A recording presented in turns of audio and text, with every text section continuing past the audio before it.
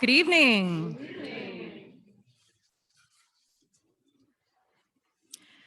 Pretending something doesn't exist does not make it so. Your desperation to preserve your privilege has blinded you into believing you can rewrite history, that by your own hands, you can erase entire chapters of time. Tearing out pages from a book does not change the story, does not delete decades of disenfranchisement, dynasties built on broken backs and stolen breath. You are at war with your own fragility. Denial and deflection are a delusion, as if the past does not become the present, does not become the future, does not become the past, does not become the present, does not become the future, and repeats and repeats and repeats until it is called to a reckoning. This is modern day McCarthyism. Manufactured momentum of misinformation, manipulating masses, making accuracy an imaginary enemy, fictional fear-based fabrication. You vilify the most vulnerable, most marginalized, when it was you who committed fraud and thievery beyond measure, you who created the social structures you blame on those to whom you are most in debt. Maybe it's repressed regret from which your fears flow. Grievances grown from centuries of unethical existence. Listen, fish do not know they are in water, for it has always just been so.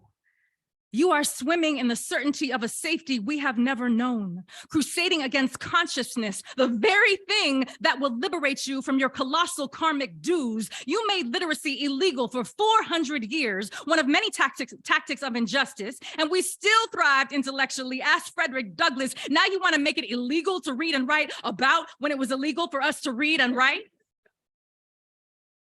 What kind of oxymoronic merry-go-round of moral bankruptcy is this reality? No accountability, an entire planet poisoned.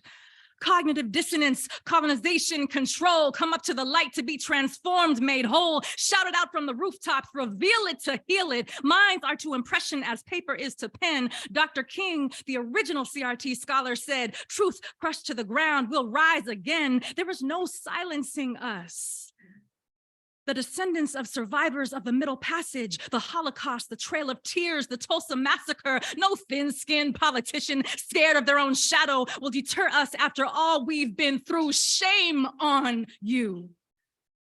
Weaponizing laws, rebranding bigotry in bills and propositions patterned like their predecessors, post-Civil War, Reconstruction era terrorism, lynchings, and Jim Crow. We know this cycle well.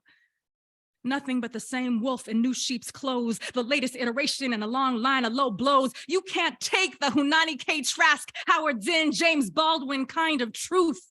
Those who unapologetically pull back the curtain of propaganda, legal jargon, malarkey, patriotism that looks a lot like its root, patriarchy. 1,000 laws would not be enough to erase the universe's memory. Her records cannot be dissolved. You are shouting at thunder, fists shaking at the sky. You can try and try, but your efforts will wash away with the wind, fall to the ground with the weight of your sins. What arrogance to think you are somehow more powerful than all that there is or ever was.